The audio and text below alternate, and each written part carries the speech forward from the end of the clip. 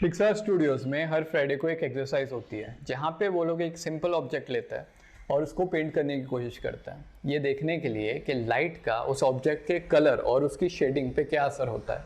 और इन वीडियोस में हम भी वही करने वाले हैं। सो मेरा नाम है सटशार सैयद, मैं एक विजुअल आर्टिस्ट हूँ। Let's get started. Hey welcome back. इस फोटो के अंदर हम लोग वापस एक एग बनाएंगे, लेकिन अब की बार सिचुएशन थोड़ी सी अलग है। कैमरा एंगल थोड़ा सा अलग है और लाइटिंग भी अलग है। फिलवक्त आपके सामने जो 3 इमेजेस आई है, अक्सर मैं जो इमेजेस देता हूँ वो अलग अलग सब्जेक्ट्स की होती है, बिकॉज उनकी रीजनिंग वैसी होती है। यहाँ पे हम पर्टिकुलरली लाइट को स्टडी कर रहे हैं as far as angle goes, और इसलिए आपके सामने सेम इमेज है लेकिन लाइटिंग अलग अलग है। ठीक है, I'll ask you questions, but that comes later. Let's dig into today's problem. ठीक है, सो अगर मैं सेटअप ब्रेक करने जाऊँ, बहुत सिंपल है। एक वाइट कलर का टेबल है या बैकड्रॉप है, उसके ऊपर एक एग रखा हुआ है जो ब्राउन कलर का है, और एक सिंपल सी सिंगल लाइट डाली हुई है फ्रॉम 45 डिग्री एंगल, जो इल्यूमिनेट कर रही है एग के आधे पार्ट को। फिर वहाँ पे जो एंड हो रहा है जहाँ पे एग, और जहाँ से उसकी शेडो शुरू हो रही है, वहाँ पे आपको डार्कनेस दिखेगी, और देन शेडो डार्क है ही। अब शेडो जो है ना, उसकी एज थोड़ा ध्यान से नोटिस करना, वो बहुत इजीली डिफरेंशिएबल है। सॉफ्ट शेडो नहीं है, इसका मतलब है लाइट हार्श है। Okay, plus one more thing, light का सोर्स थोड़ा बड़ा है। प्लस वन मोर थिंग, ये जो लाइट गिर रही है ना, ये ग्राउंड को भी थोड़ी रिफ्लेक्ट कर रही है। इसकी वजह से आपको एग पे जो रिफ्लेक्शन है, मतलब एग और शेडो के बीच में देखोगे ना, तो एक हल्का सा ब्राइट पार्ट है जो एग की एज पे है, जो एज को डिफाइन कर रहा है। वो जो लाइट है वो उस लाइट से नहीं आ रही है, बल्कि उसकी रिफ्लेक्शन से आ रही है जो ग्राउंड पे या फ्लोर पे पड़ रहा है। बट ये जो एंगल है लाइट का, दैट इज़ वेरी इंटरेस्टिंग, क्योंकि ये इसको एक उठने वाला या उभरने वाला इफेक्ट दे देता है। And that is it, that is the study of this video और दिस फोटो। अब आते हैं हमारी इमेज पे, और मैं अगर आपसे एक क्वेश्चन पूछूं कि सबसे ज़्यादा उभरा हुआ इन तीनों इमेजेस में से कौन सा दिख रहा है आपको, from left to right, what would that B?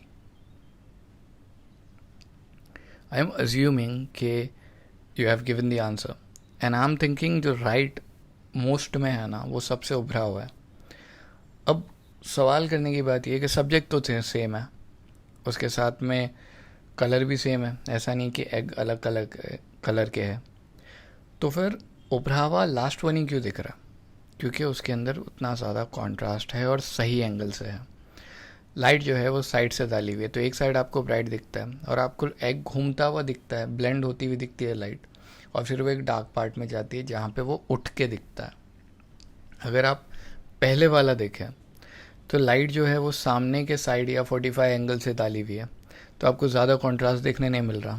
Edges उसकी ब्राइटली लिट है, डिफ्रेंशिएटेड ही है, लेकिन एक साइड से दूसरे साइड का अगर डिफरेंस देखोगे तो है, पर इतना नहीं है।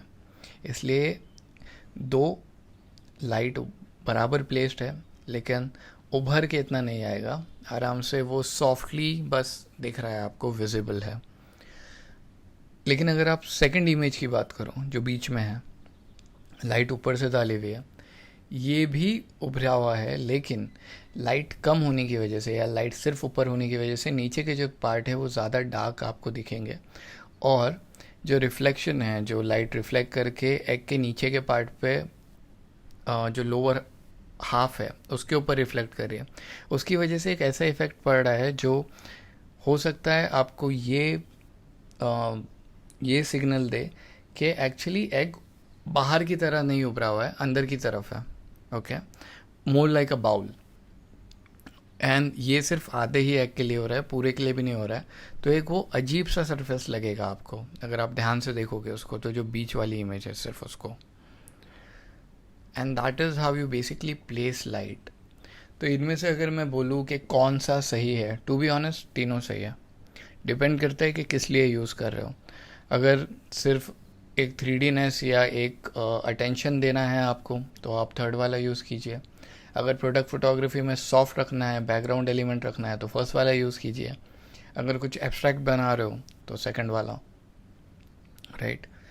इस जो वीडियो है उसकी प्रैक्टिस आपके लिए ऐसी रहेगी कि एक सब्जेक्ट को एक लाइट या एक ट्यूब लाइट या टंगस्टन बल्ब के अराउंड रिवॉल्व करके देखो और फिर फ़ोटो लेके देखो, या सब्जेक्ट वहाँ पे रहने दो और मे भी अपने मोबाइल के फ्लैश को उसके अराउंड रिवॉल्व करो, उसके ऊपर घुमाओ और अलग अलग जगह पे जहाँ पे लाइट गिर रही है या अलग अलग डिस्टेंस पे या अलग अलग एंगल पे फ़ोटो लेके देखो, because that will give you a very like nice insight into lighting and the color and the way it is. Okay, also if you want to try it in black and white, that will really help you.